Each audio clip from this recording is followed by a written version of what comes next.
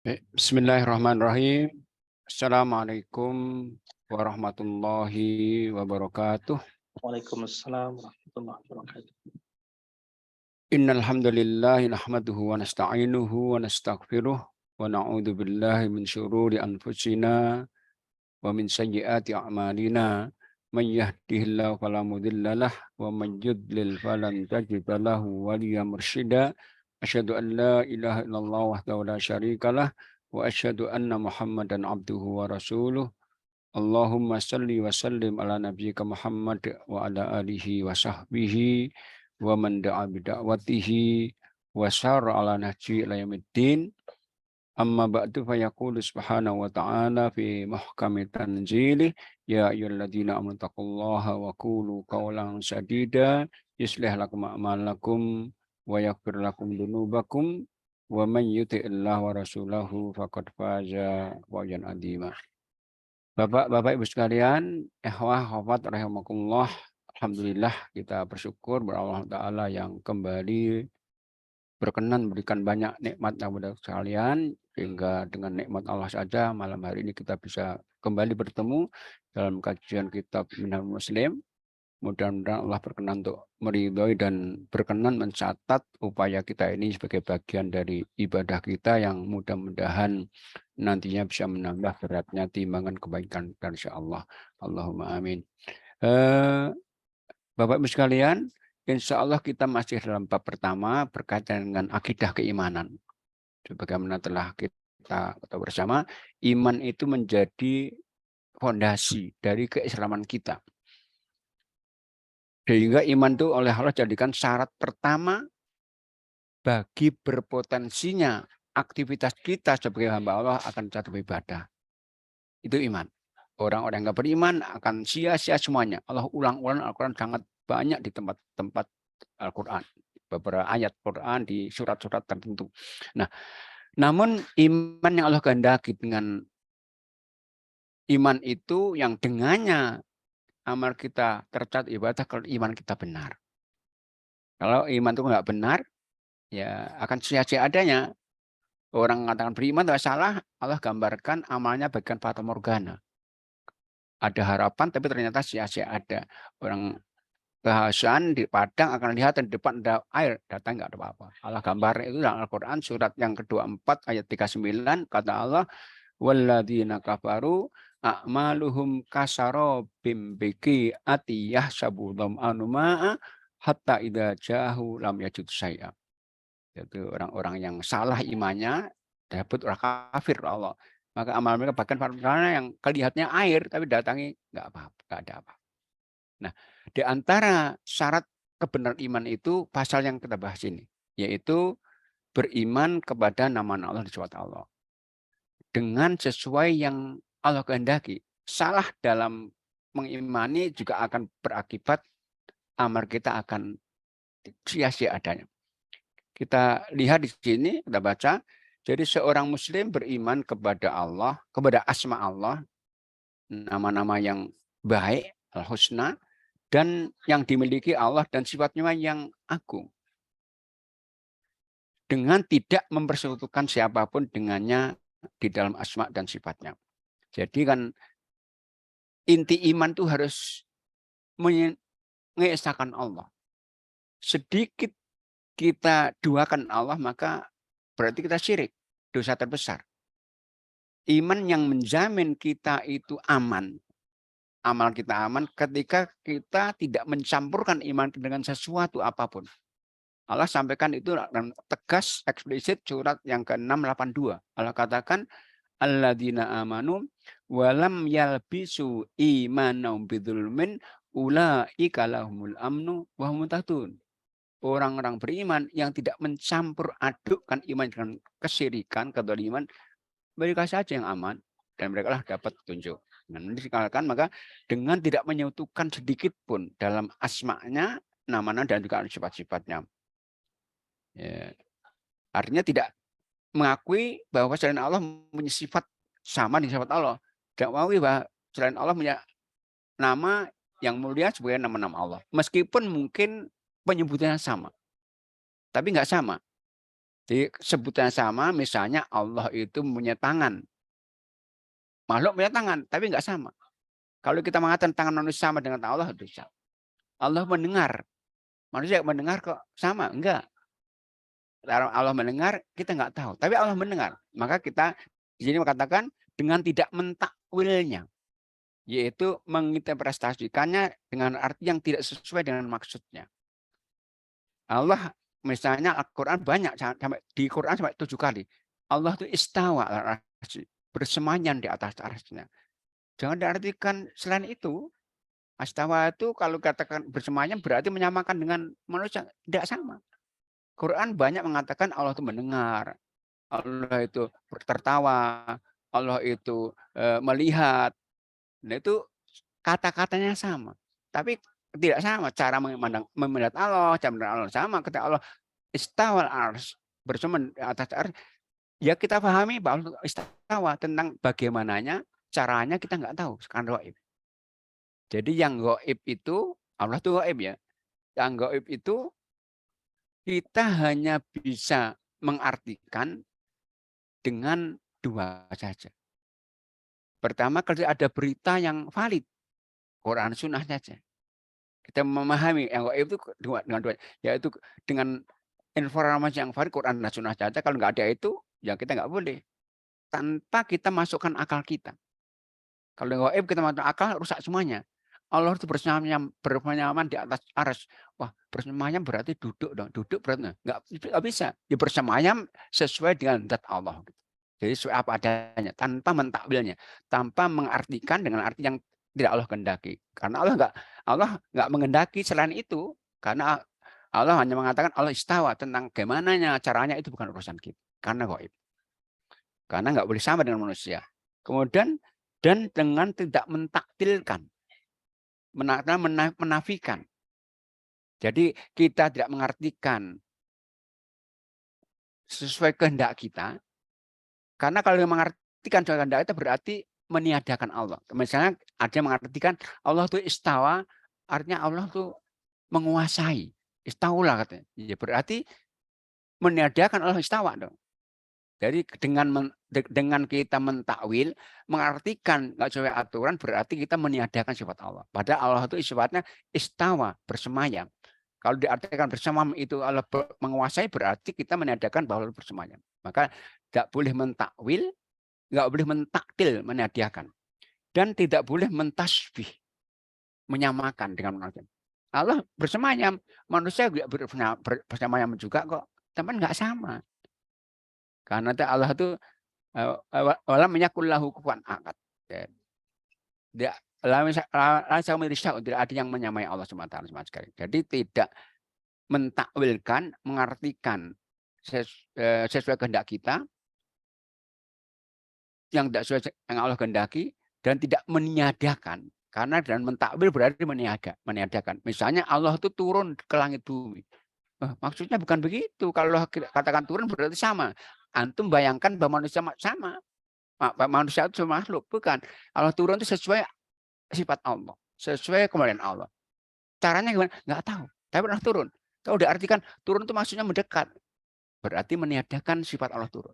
Jadi tidak mentakwil, tidak mentasbih. Kalau mentasbih, Allah turun berarti kita turun sama dong. Kalau enggak sama. Kalau kita turun tahu bagaimana turun kita, naik tangga, turun ke tangga satu. Kalau Allah enggak menjelaskan bagaimana turunnya Allah. Maka bertanya tentang bagaimana itu bid'ah. Kalau Allah menjelaskan. Kalau kita mengatakan Allah turun manusia berarti mentasbih, menyamakan manusia Allah dengan makhluknya. Mentasbih. Dengan sifat, jadi tidak mencapai dengan sifat-sifat makhluknya. Lalu menanyakan lalu nggak boleh menanyakan bagaimana Allah bersemayam, bid'ah namanya itu. Bid'ah Allah bersemayam sesuai Allah kehendaki itu. Tentang bagaimana kita bukan urusan kita. Karena yang gaib itu kita tidak bisa memahami kecuali ada informasi. Allah nggak pernah menginformasikan bagaimana Allah bersemayam. Jadi sekali lagi yang gaib itu kita bisa memahami dengan dua hal saja. Pertama dengan berita dari Allah dan sunnah. Karena gaib, akal kita nggak bisa masuk. Maka Allah bersemayam Ya Allah mengampuni saja tanpa Allah menjelaskan bagaimana. Maka jangan masukkan akal kita gimana pertemuan Allah, jangan pernah kan Allah itu lebih besar, arsy kecil. Jangan dibayang, nggak masuk otak. Otaknya nggak masuk. Dan memahami Allah itu dengan bukti-bukti nyata. Allah itu ada buktinya apa? Ada makhluknya. Itu berarti bukti ciptaannya, berarti bukti ada Allah. Jadi sekali yang gaib itu kita hanya bisa memahami dengan dua hal saja. Dan dari berita dengan berita yang valid, yaitu dari Quran dan Sunnah wahyu saja. Kedua dengan bukti nyata bahwa itu adalah athar ciptaan. Ketika ada hujan, ya berarti ada yang menurunkan. Ya siapa? Kalau Allah nggak mungkin. Ada ciptaan, berarti ada yang menciptakan, yaitu Allah. Nah, ya, ciptaan itu bukti nyata adanya Allah, adanya gaib itu. Atau menyerupakan dengan sifat-sifat makhluk. Karena yang demikian itu berarti mustahil adanya. Jadi seorang muslim itu meyakini dan menetapkan semua nama-nama dan sifat-sifat yang ditetapkan oleh Allah bagi dirinya dan tidak yang ditetapkan oleh Rasulnya untuk Allah. Ia menafikan segala celah dan segala kekurangan. Allah sempurna. Allah itu nggak ada celah. Maka dikatakan ta'ala. Jadi dan baik secara global maupun. Nah, dalil-dalilnya ini. Berikut dalil-dalil yang menjelaskan apa yang tadi kita bahas. Pertama, dalil nakli. Adanya berita dari Allah SWT tentang nama-nama dan sifat-sifatnya. Di mana Allah berfirman di antaranya surat yang ke-7 180. Walillahil asma'ul husna fad'uhu biha. Wadarul ladina fi asma'i sayujzauna ma kanu ya'malun. Jadi hanya milik Allah lah asma yang husna, nama-nama yang mulia. Nah, maka bermohonlah kepadanya dengan menyebut asma Allah itu. Jadi asma husna itu milik Allah semata dan kita disuruh menyeru Allah dengan menyebutnya. Jadi salah satu cara doa efektif itu namanya dengan tawasul. Tawasul yang Allah berikan rekomendasi untuk kita yaitu dengan menyebut namanya.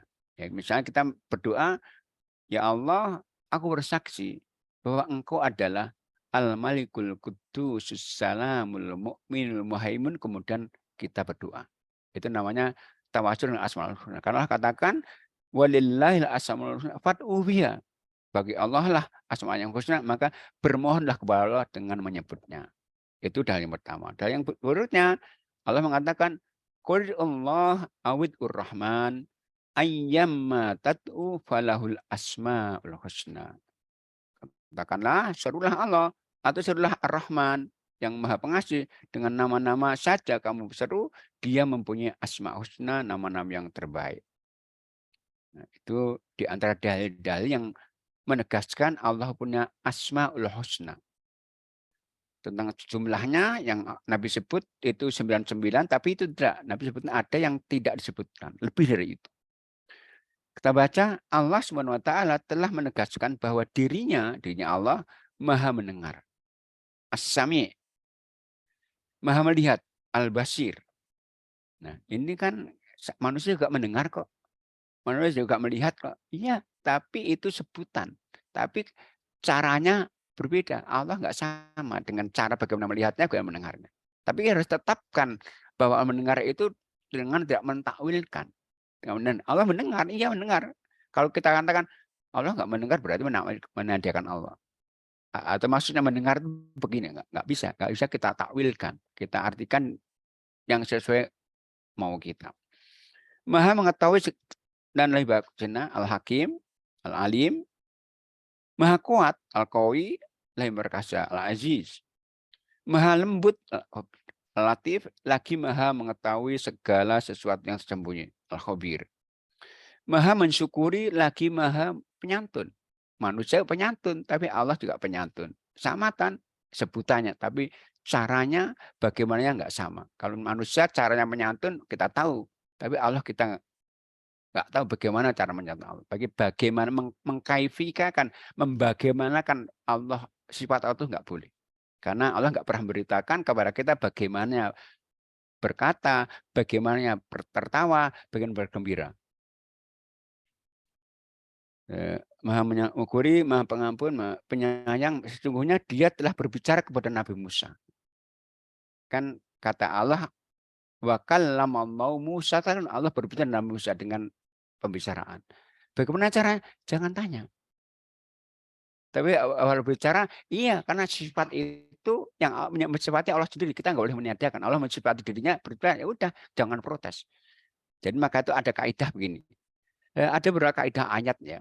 Yang pertama, bahwa Allah itu nggak ada menyamai surat yang 42 ayat 11. Surat Asyura ayat 2 ayat 11. Itu kaidah. Kata Allah, laisa kamitsli syai'un wa huwas samiul basir.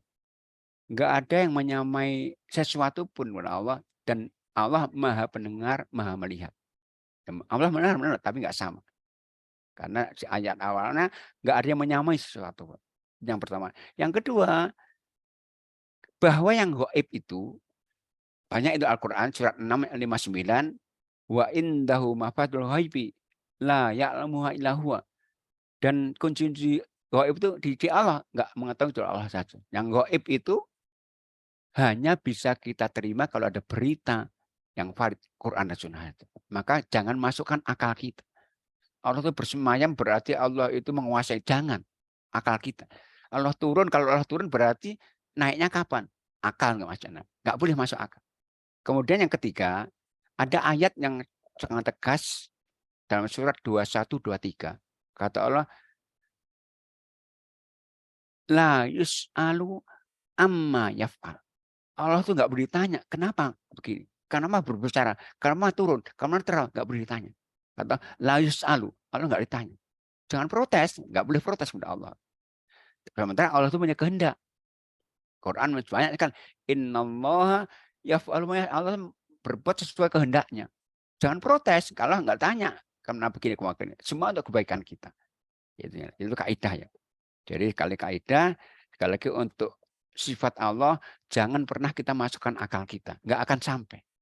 Kita hanya mengakui sesuai yang Allah tetapkan tanpa mentakwil, tanpa menafikan, tanpa mentasbih. Nggak mengartikan sesuai kehendak kita, nggak meniadakan, tidak menyamakan manusia. Itu intinya. Nah, kemudian kita lanjutkan, dia telah berbicara kepada Musa. Allah berbicara ya, cuman bagaimana jangan katakan. Berbicara nggak sama dengan bicara kita. Kalau Allah nggak pernah menjelaskan bagaimana bicara, cuma Allah menjelaskan Allah berbicara. Bagaimana Allah nggak pernah menjelaskan. Yang gaib ini Allah hanya mengartikan berbicara saja, nggak menyebutkan bagaimana bicaranya. Jangan meniadakan, oh gimana Allah berbicara, karena sama, jangan. Kemudian berikutnya, bersemayam di atas ars tadi. Di Al-Quran sampai 7 kali ya Allah sebutkan bersemayam itu. Kok kita mengartikan dengan arti yang nggak boleh. Misalnya surat yang ke-754, surat 10 Yunus ayat 3, surat 13 Ar-Ra'd ayat 2, surat 20 ayat 5, surat 25 ayat 59, surat 32 ayat 4, surat 57 ayat 4. Itu ayat kata Allah di atas arsy, al-arsy. Nah, kalau yang menetapkan cuma Allah. Jangan meniadakan. Kalau kita mengatakan Allah bersemayam, kok mengatakan Allah berkuasa, berarti meniadakan sekaligus mengartikan, nggak sesuai, mentakwil namanya. Itu nggak boleh. Jadi mengimani ayat Allah itu, asma Allah itu dengan tidak mentakwilnya, dengan tidak menafikan, dengan tidak mentahrifkan, merubahnya, dan juga tidak mentasbihkan, menyerupakan dengan manusia. Jadi Allah bersemayam di atas arsy-Nya dan menciptakan dengan kedua tangannya. Allah sebutkan punya yadullah, Allah punya tangan. Tapi gimana? Jangan tanya. Allah yang memberitakan Allah punya tangan. Jangan pernah tanya. Dan Allah nggak beritakan bentuknya bagaimana, nggak pernah. Jangan, maka jangan tanya. Kita mengimani sesuai yang Allah beritakan saja. Jadi Allah menciptakan dengan kedua tangannya, dan bahwasanya Dia mencintai orang-orang yang berbuat kebajikan, meridhai orang-orang yang beriman, dan sifat-sifat dzatiyah yang berhubungan dengan dirinya, dan sifat-sifat fi'liyah, sifat-sifat yang berhubungan dengan perbuatannya yang lain, seperti kedatangan Allah datang, Allah turun. Wajah Arab buka kan, Al-Fajr itu wajah Allah datang, Rob buka, Tuhan kamu, Allah turun. Nah, Quran ayatnya banyak. Yanzilu rabbuna ila sama. Allah turun ke langit bumi di seperti air semalam. Nanti kalian baca hadis-hadisnya. Jadi itu perbuatan Allah yang Allah beritakan dengan katanya itu, tapi Allah tidak beritakan bagaimananya. Maka jangan pernah bertanya bagaimananya. Maka sering kita dengarkan, mungkin buka YouTube ya sering menakwilkan. Jadi Allah turun. Nah, kalau Allah turun, naiknya kapan? Kalau turun jam 1:03 malam di Indonesia, di Amerika jam berapa? Jangan. Allah kuasa segala sesuatu. Jangan bertanya karena la yusal, jangan bertanya Allah kepada Allah. Allah nggak ditanya tentang bagaimana melakukan. Gitu. Itu wilayah Allah. Wilayah kita apa? Mengimani, berbuat. Jadi jangan kita ikuti mengurusi wilayah Allah. Kekhasan Allah jangan diurusi, urusan Allah itu. Allah menciptakan ini baik, ini buruk, urusan Allah. Jangan protes. Urusan kita apa? Beramal. Urusan kita berbuat. Urusan kita beriman, itu saja. Jangan masuk urusan Allah. Jadi seperti kedatangannya Allah turun, dia tegaskan di dalam Al-Quran Karim dan didapatkan oleh Rasulullah SAW. Kita lihat di sini beberapa hadis yang menjelaskan. Yang kedua, dalilnya berita dari Rasulullah SAW tentang nama-nama dan sifat-sifat Allah yang tertera di dalam hadis-hadis sahih yang sangat jelas. Seperti sabda Nabi, Yadhakullahu ila rajulaini yaktulu ahadumal akhar kilahuma yadkhul jannah. Allah tertawa kepada dua orang lelaki yang salah seorang dari keduanya membunuh yang lain, namun duanya masuk surga. Dia Allah tertawa. Ya, para sahabat kan ada waktu kena fitnah itu kan antar sahabat membunuh. Ammar dibunuh oleh sahabatnya sendiri. Nah, Allah tertawa karena apa? Yaitu karena waktu itu bukan kesalahan, perbedaan pandangan antara Imam Ali dan Imam Muawiyah akhirnya dikompori orang Yahudi akhirnya menjadi fitnah besar itu. Akhirnya para sahabat saling membunuh. Tapi maka itu kita nggak boleh masuk urusan mereka. Allah pun tertawa kok. Allah masukkan sama-sama di surganya itu. Nah, berikutnya tentang bagaimana Nabi memberitakan tentang sifat nama Allah, la tazalu jahannam yulqa fiha wa yatakul.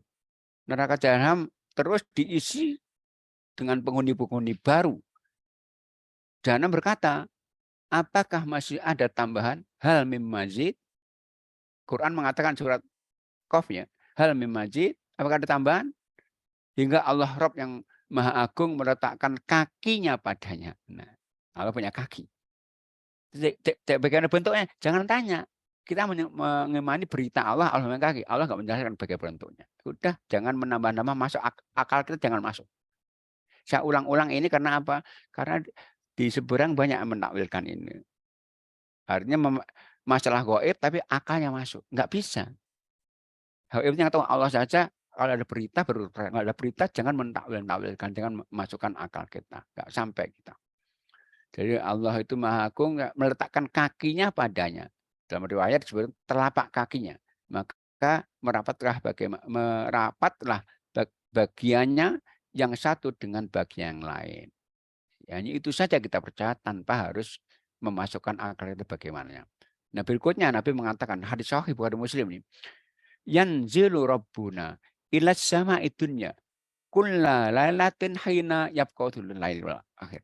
Jadi Rob kita itu turun ke langit dunia setiap malam ketika tersisa sepertiga akhir. Setiap sepertiga malam Allah turun. Jangan mengatakan, lah gimana turunnya? Naiknya kapan? Tugas kita bukan itu. Tugas kita ada waktu Allah turun itu kita apa? Menyeru, berdoa, memohon. Itu tugas kita. Karena wilayah kita berbuat, bukan wilayah kita bertanya, mengetahui. Beriman saja Allah turun. Udah wilayah kita berbuat tentang wilayah bagaimana Allah naik turun bukan wilayah, jangan pernah tanya itu. Yang penting Allah turun di sepertiga akhir malam dan itu setiap malam. Kulalalatin. Bayakul pada masa itu Allah mengatakan man yad'uni wajulahu. Siapa yang doa kepadaku, aku akan jawab. Maka wilayah kita berdoa, bukan tanya bagaimana, berdoa wilayah kita. Itu wilayah Allah, jangan masuk-masuk wilayah Allah. Siapa yang meminta aku, akan aku beri. Tugas kita apa? Bilangnya meminta.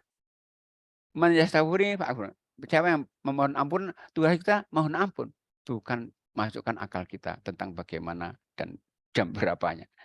Tapi sepertiga akhir malam. Kita bisa hitung sepertiganya, cuman sekali lagi tugas kita hanya berbuat, bentuknya di sini berdoa, memohon dan memohon ampun. Wilayah kita itu.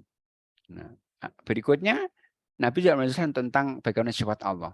Allah itu bisa bergembira. Gimana? Jangan tanya gembiranya gimana Allah. Jadi katakan lallahu asyaddu farohan bitaubati abdi min ahadum mirhali. Sungguh Allah itu bergembira, berbahagia ya, bergembira karena taubat seorang hambanya itu lebih daripada gembira seorang yang menemukan kembali hewan tunggangannya. Jadi kisahnya begini. Jadi ada seorang ini dalam perjalanan naik kendaraan dengan cuma bekalnya itu tiba-tiba hilang ini. Jadi kendaraannya, hewannya itu, tunggannya itu lari dengan membawa sebuah bekalnya. Akhirnya ini orang ini langsung beristirahat, mencari nggak istirahat di bawah pohon. Udah putus asa, udah sangat putus asa, udah nggak ada harapan. Tiba-tiba datang tanpa ada harapan. Saking gembiranya dia mengatakan, Allah engkau hambaku, aku Tuhanmu. Kata Nabi, Allah lebih gembira kepada hambanya kalau atas taubatnya daripada orang ini. Allah itu kalau maka taubat itu perbuatan yang Allah paling cintai. Innallaha yuhibbut tawwab. Allah mencari orang taubat. Nah, maka Allah bergembira sekali ketika hambanya itu bertaubat.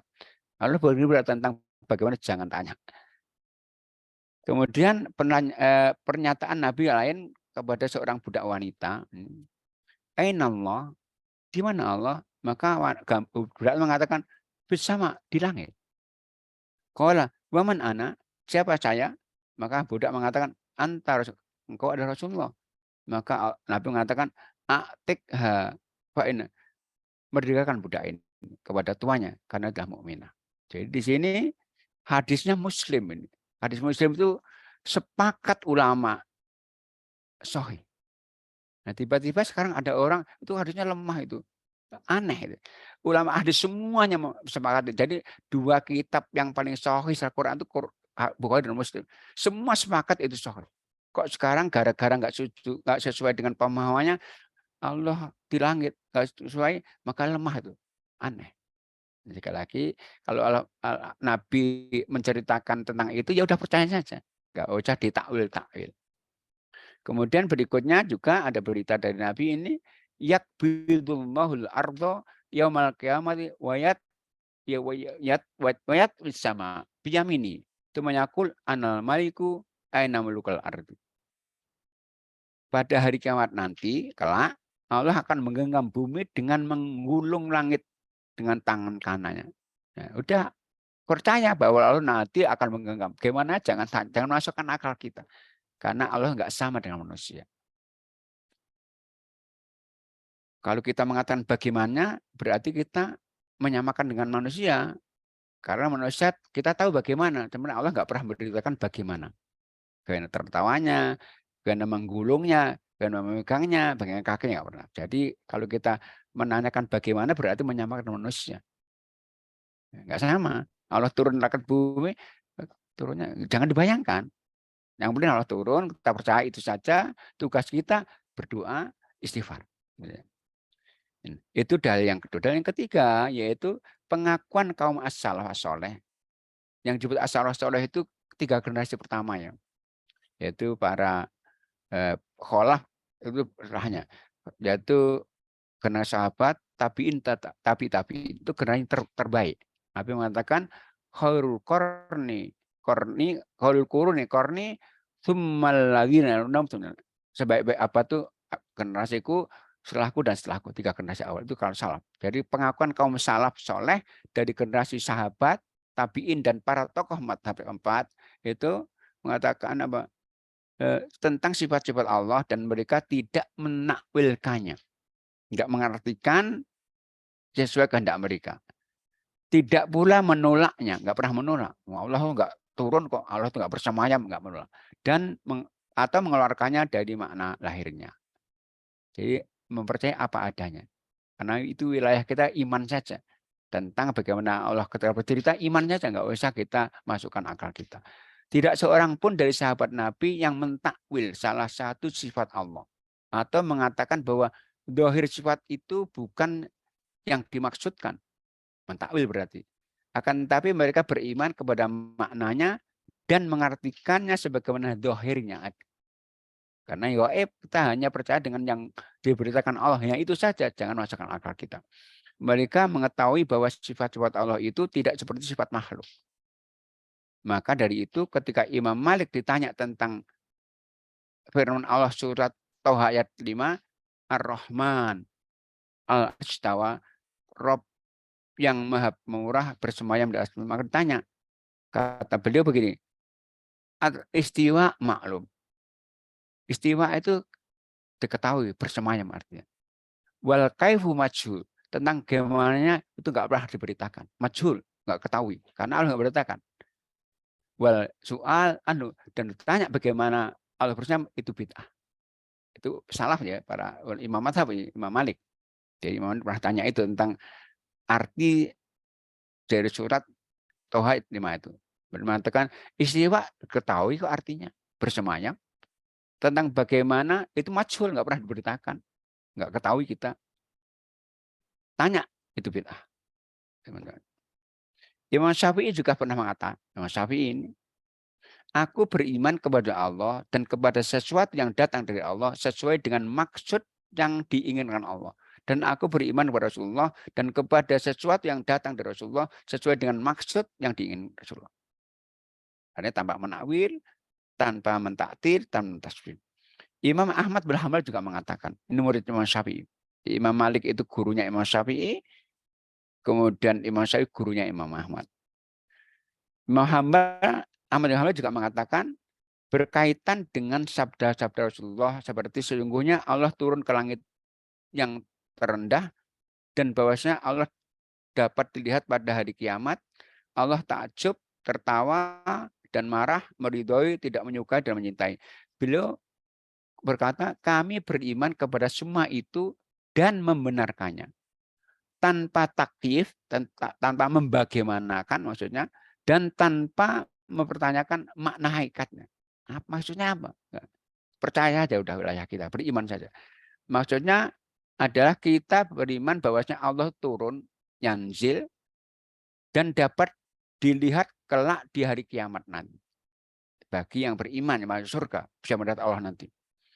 Seperti kita melihat bulan purnama. Dia berada di atas aras, terpisah dari makhluknya. Ya. Akan tetapi kita tidak mengetahui hakikat bagaimananya turunnya, bagaimana cara melihatnya nanti. Semua pengetahuan tentang masalah itu kita serahkan sepenuhnya kepada Allah. Iman saja kita, tugas kita kepada Allah itu. Yang telah memfirmankannya dan telah mewahyukannya kepada Nabi SAW. Kita tidak menentang Rasulullah, tidak pernah menetapkan sifat bagi Allah lebih dari apa yang ditetapkan oleh Allah pada dirinya dan dari apa yang ditetapkan oleh Rasulnya bagi Allah. Tanpa batasan. Namun kita tetap mengetahui bahwasanya Allah tidak menyerupai sesuatu apapun dan dialah yang maha pendengar, maha melihat. Tegas Allah mengatakan tadi surat yang ke-42 ayat 11. Laisa kamitslihi syai'un wa huwas samiul basir. Ya, ini iman yang benar ya. Salah iman adalah berpengaruh nanti pada amal kita. Kemudian dalil-dalil aklinya. Pada pertama, Allah SWT telah menetapkan sifat-sifat bagi dirinya dan telah menamakan dirinya dengan nama-nama. Dia tidak melarang kita untuk menyebut dan menamakannya dengan sifat-sifat dan nama-nama yang tersebut. Dan tidak pernah menyuruh kita untuk melakukan takwil terhadap sifat-sifat dan nama-nama itu. Atau mengartikannya di luar arti lahiriahnya. Ya lahiriahnya itu kita percaya saja. Tugas iman. Lalu apakah masuk akal apabila kita menyebut dan menyifati Allah dengan sifat yang dan nama-nama tersebut kita katakan telah menyerupakan Allah dengan makhluknya, sehingga karena itu kita wajib melakukan takwil dan mengartikannya di luar arti yang sebenarnya. Walaupun dengan begitu kita menjadi mu'attilin, orang yang meniadakan Allah. Jadi kalau mentakwil Sifat Allah berarti kita menjadi mu'attil, meniadakan Allah. Kita mengatakan tadi jangan ulangan lagi, Allah itu istawa. Kalau diartikan istawa menguasai berarti meniadakan sifat Allah bersamanya. Nah, Allah turun, diartikan lagi dengan artinya berarti harus meniadakan sifat Allah. Jadi kita tidak, artinya orang itu kalau mentakwil berarti meniadakan otomatis.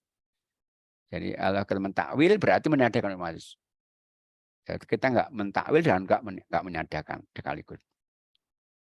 Serta menafikan sifat-sifat dan mengingkari nama-nama itu. Padahal Allah telah mengancam orang-orang yang mulhidin, orang yang mengingkari sifat Allah itu dalam ayatnya surat yang ke 180 Al-A'raf, Allah mengatakan wadzarul ladzina yulhiduna fi asma'i sayujzauna ma kanu ya'malun. Kata Allah, dan tinggalkanlah orang-orang yang menyimpang dari kebenaran dalam menyebut nama Allah. Hati-hati. Takwil itu berarti menyimpang. Allah mengatakan wadzaru, tinggalkan mereka. Tinggalkan mereka orang-orang yang menyimpang dari kebenaran dalam menyebut nama Allah. Nanti mereka akan mendapatkan balasan terhadap apa yang telah mereka kerjakan. Yang kedua, bukankah orang yang menafikan salah satu sifat Allah karena takut dari tasbih, itu berarti ia menyamakan sifat Allah dengan sifat-sifat makhluk. Jadi orang misalnya tadi katakan bukan orang menafikan, orang yang menafikan salah satu sifat Allah karena takut tasbih. Jadi Allah itu bersemayam. Kita nggak boleh mengatakan bersemayam, berarti mentasbih itu sama berarti membayangkannya Allah sebagai manusia gitu loh. Jadi gitu. Jadi jangan pernah mentakwil, karena dengan mentakwil berarti kita membayangkan Allah cuma manusia dan juga meniadakan sekaligus. Kemudian karena takut dari tasbih, ia lari darinya dan terjebak dengan menafikan menandakan tadi atau taktil. Jadi dengan menafikan berarti mentasbih sekaligus, karena itu mentaktil sekaligus. Maka dengan begitu ia menafikan dan mengingkari sifat-sifat Allah yang telah ditetapkan untuk diri Allah. Sekali wilayah kita itu beriman, wilayah Allah yang mengabarkan. Jangan kemudian kita mengabarkan nggak sesuai yang Allah beritakan. Kita percaya dengan apa yang Allah kabarkan tanpa mengurangi, tanpa melebihkan. Dan dengan demikian berarti ia telah melakukan dua dosa besar, yaitu apa? Tasbih dan taktil, menyamakan dengan manusia dan juga meniadakan sifat yang Allah tetapkan untuk dirinya. Jika demikian adanya, bukankah sesuatu yang masuk akal bila Allah disifati dengan sifat yang telah dia tetapkan bagi dirinya, dan dengan sifat-sifat yang diungkapkan oleh Rasulullah dengan keyakinan bahwa sifat-sifat Allah itu tetap tidak serupa dengan sifat makhluk. Sebenarnya zat Allah itu sendiri juga tidak sama dengan, tidak serupa juga dengan zat makhluk. Jadi sekali lagi, dengan tadi mentakwil, mentaktil, mentasbih, kita berarti menyamakan Allah dengan manusia. Nah, sekali lagi saya ulang lagi, wilayah Allah mengabarkan, wilayah kita mengimani. Jangan masukkan akal kita dalam berita-berita Allah tentang yang gaib ini. Nanti sama ya dengan neraka, dengan malaikat, itu urusan Allah karena gaib semuanya. Kita hanya menerima berita dan kita hanya mengimani, wilayah kita bukan tanya bagaimananya. Itu wilayah Allah. Allah katakan sekali lagi dibatasi, la yus'alu Allah nggak ditanya tentang bagaimana Allah berbuat. Yang ditanya nanti kita, kenapa kamu berbuat demikian. Yang berikutnya ketiga, sesungguhnya beriman kepada sifat-sifat Allah dan menyifati Allah dengannya tidak mengharuskan tasbih dengan sifat-sifat makhluk. Jadi kesamaan penyebutan nggak harus sama hakikatnya. Allah mendengar, manusia mendengar. Allah berfatwa, manusia berfatwa. Allah tertawa, manusia bertawa. Tapi kesamaan itu tidak harus sama. Jadi penyebut kesamaan nama nggak harus pada hakikatnya sama. Jadi sekali lagi juga beriman kepada sifat-sifat Allah dan menyifati dengan sifat yang Allah tetapkan tidak mengharuskan menyamakan Allah dengan sifat-sifat makhluk. Beda. Karena tabiat kita makhluk dan Allah beda. Maka meskipun sama sebutannya, nggak sama hakikat. Sama mendengarnya, sama tertawanya, sama marahnya, sama bergembiranya, tapi hakikatnya tidak sama. Tapi kita nggak boleh mentakwil. Sebab akal sehat itu sendiri tidak menolak kalau Allah itu mempunyai sifat-sifat khusus baginya yang tidak serupa dengan sifat-sifat makhluk. Tidak akan pernah sama kecuali hanya dalam sekedar nama dan sebutan saja. Hakikatnya nggak sama. Namanya bisa sama, sebetulnya sama tapi nggak sama. Maka Sang Pencipta memiliki sifat-sifat khusus baginya, sebagaimana bagi makhluk memiliki sifat-sifat khusus baginya. Wilahnya beda-beda. Ketika seorang muslim beriman kepada sifat-sifat Allah dan mensifatinya dengan sifat-sifat tersebut, dia sama sekali tidak berkeyakinan dan tidak pernah terlintas di dalam hatinya bahwa Tuhan Allah itu misalnya mirip atau sama dengan tangan makhluk. Bahwa tangan Allah itu mirip dengan makhluk. Dan bahwa makna apapun juga.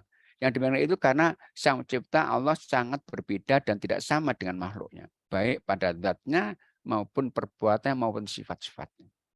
Jadi sekali lagi kesamaan nama itu tidak harus sama hakikatnya.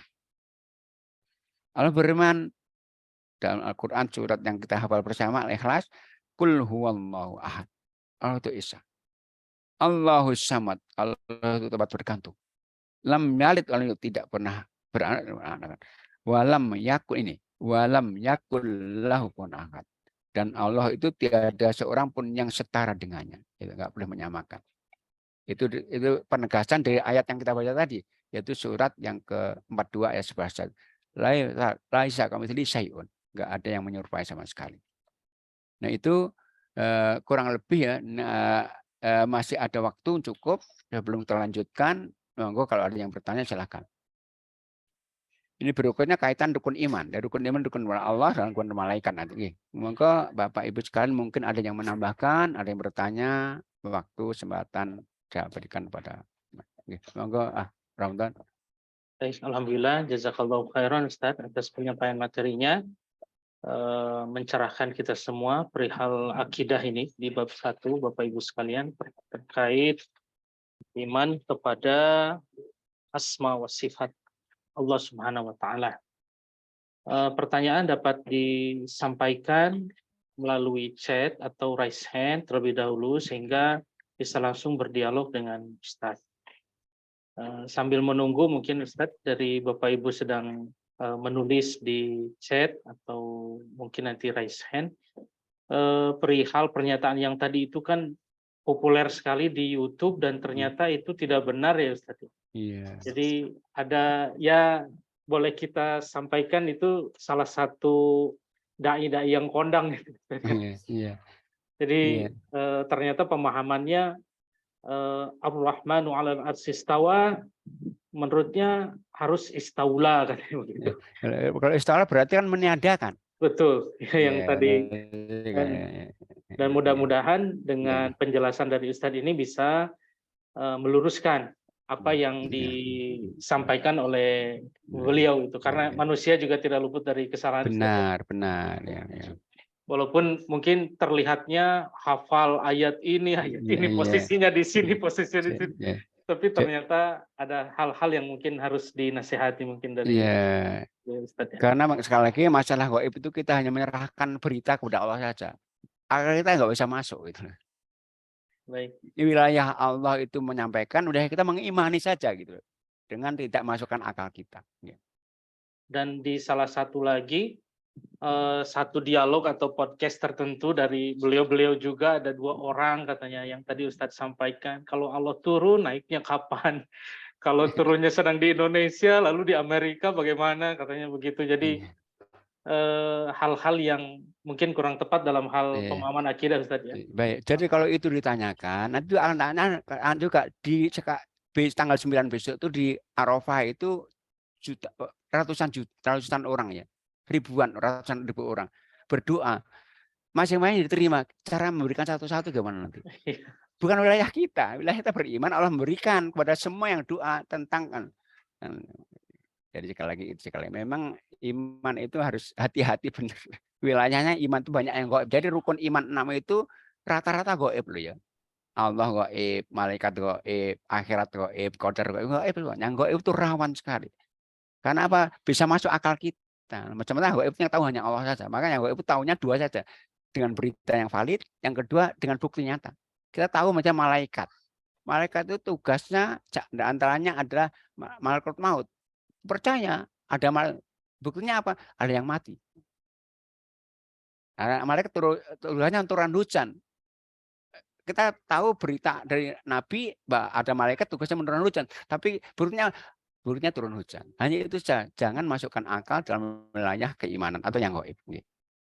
Ya, baik, alhamdulillah Bapak Ibu kita beruntung dijelaskan oleh guru kita Ustaz Agung Cahyadi Al-Saimah Hafizahullah Ta'ala terkait akidah ini. Jadi ada pelurusan yang memang kalau kita simak video tersebut itu ditonton oleh jutaan orang, Ustaz. Benar, Jadi benar, viewernya itu sangat banyak gitu, jutaan benar, gitu. benar, Sehingga benar. mudah-mudahan Allah Subhanahu wa taala memberikan kekuatan kepada kita Benar. semua untuk bisa memilih dan memilah gitu, Ustaz ya. Mana penjelasan-penjelasan yang sahih dan adil. Ada pertanyaan Ustaz, ini dari Iya, chat. Namun ini tidak terkait dengan kita ini, iya. sebenarnya jadi terkait dengan Assalamualaikum Pak Ustadz, Waalaikumsalam warahmatullahi kita wabarakatuh. dianjurkan untuk puasa Arafah pada tanggal 9 Iya. yang menurut informasinya itu bisa menghapuskan dosa kita tahun yang lalu dan tahun yang akan datang. Nah, Apakah itu termasuk dosa besar Pak Ustadz? ya. Baik. Baik. Jadi semua amal ibadah yang dengannya penghapus itu hanya dosa kecil saja. Dosa besar hanya dihapus dengan taubat saja. Maka Nabi mengatakan contohnya, hadisnya, as-salawatul khamsu, salat 5 waktu, wal jumat adalah jumati, jumat ke jumat berikutnya, wa ramadan, Ramadan itu kafar menghapus dosa selama dosa besarnya dijauhi. Jadi semua ibadah itu menghapus dosa, tapi dosa kecil saja. Dosa besar hanya karena taubat saja. Nah, taubat itu perbuatan yang Allah sangat sukai sekali, syaratnya ada 6. Pertama, meninggalkan dosa itu. Kalau suka ngerasani ya tinggalkan, nggak ngerasain lagi. Kedua, menyesali kita melakukan dosa itu. Ketiga, berjanji untuk tidak mengulang kembali. Keempat, lakukan taubat itu karena ingin semata-mata cari ridho Allah, bukan takut manusia. Kelima, segera lakukan, jangan pernah menunda taubat. Yang keenam, kalau dosa dengan manusia, selesaikan, minta maaf. Kalau dengan Allah 5, kalau manusia ada 6. Nah, taubat sudah lakukan itu, taubat amal yang paling Allah cintai loh ya. Allah mengulang-ulang tuh, innallaha yuhibbut tawwabin, Allah suka yang taubat. Maka taubat itu bukan cuma menghapus dosa ya. Ya taubat itu bukan menghapus dosa, tapi menghapus dosa sekaligus menggantikan keburukan kebaikan. Jadi nanti Bapak Ibu mungkin bisa baca terus surat Al-Furqan ya 25 ayatnya 68, 69 dan 10. Itu disebutkan 3 dosa besar itu. Syirik, membunuh, zina. Ancamannya kekal abadi. Tapi kalau taubat Allah akan gantikan keburukan dan kebaikan. Nah, itu Rahmat.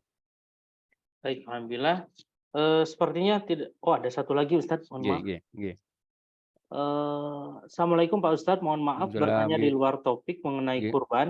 Iya, Untuk larangan memotong rambut, kuku, iya, dan lain-lain, itu iya. berlaku untuk yang berkurban, maksudnya atas nama yang berkurban, apa juga atau sampai ke anggota keluarganya juga tidak boleh? Ustadz? Baik, jadi hadisnya itu riwayat Muslim dan yang lainnya ya. Jadi hadisnya jamaah.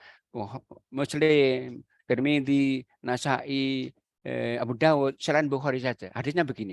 Nanti bisa kita lihat. Kata Nabi SAW, idza ra'aitum hilala dzil hajjati, kalau kalian sudah mengetahui tentang hilalnya Hijjah datang, wa arada ahdukum ayyudhhiya, dan seorang ada yang ingin kurban, fala fal yumsik, hendaknya dia menahan apa? Untuk memotong rambut dan kukunya. Jadi yang kata Nabi yang berkeinginan. Sehingga yang nggak boleh motong yang kurban saja. Atas nama itu boleh motong. Maka kalau kepala keluarga yang kurban, istrinya, anaknya coba boleh motong. Karena para ulama juga membolehkan bisa memasukkan mereka yang meninggal juga. Nah, kalau yang dia atasnamakan juga nggak boleh motong, nah orang meninggal motongnya gimana? Jadi kayaknya nggak motong itu hanya yang niat kurbannya aja. Yang selainnya yang atasnamakan itu boleh motong rambut dan kukunya.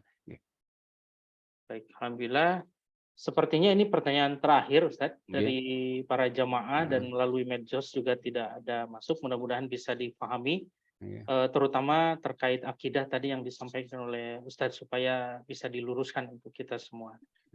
Baik Ustadz, kita sampai di penghujung acara. Sebelum kita tutup, mohon kita tutup dengan dipimpin doa oleh Ustadz, kemudian kita tutup dengan Baik, doa kafatul majelis. baik. A'udzubillahi minasyaitonirrajim. Bismillahirrahmanirrahim. Alhamdulillahirabbil alamin. Hamdan yuwafi ni'amahu wa yukafi'u mazidah. Ya Rabbana lakal hamdu kama yanbaghi li jalali wajhika wa azimi sultanik. Allahumma salli wa sallim ala nabiyyika Muhammad wa ala alihi wa sahbihi wa sallim tasliman katsira. La ilaha illa anta subhanaka inna kunna minadh dhalimin. Rabbana dhalamna anfusana wa illam taghfir lana wa tarhamna lanakunanna minal khasirin. Rabbana ighfir lana wa li ikhwanina alladhina sabaquna bil iman. Wa la taj'al fi qulubina ghillan lil ladzina amanu rabbana innaka ra'ufur rahim. Rabbana faghfir lana dzunubana wa kaffir 'anna sayyi'atina wa tawaffana ma'al abrar. Rabbana wa atina ma wa'adtana ala rusulik wa la tukhzina yaumal qiyamati innaka la tukhzil mi'ad. Allahumma a'inna ala dzikrika wa syukrika wa husni ibadatik. Allahumma ya muqallibal qulub tsabbit qulubana ala dinik. Wa ya musarrifal qulub sarrif qulubana ala ta'atik. Allahumma kfina bihalali an haramik wa aghnina bi fadlika man siwak. Rabbana hab lana min azwajina wa dzurriyyatina qurrata a'yun waj'alnal muttaqina imama. Rabbana atina fid dunya hasanah wa fil akhirati hasanah wa qina adzabannar. Tawaffana muslimin wal hiqna bis salihin wa subhana rabbika rabbil izzati amma yasifun wa salamun alal mursalin walhamdulillahi rabbil alamin. Kurang lebih maaf dan kita sempurnakan dengan baca doa kafaratul majlis. Subhanakallahumma hamdik asyhadu an la ilaha illa anta astaghfiruka wa atubu ilaik. Assalamualaikum warahmatullahi wabarakatuh.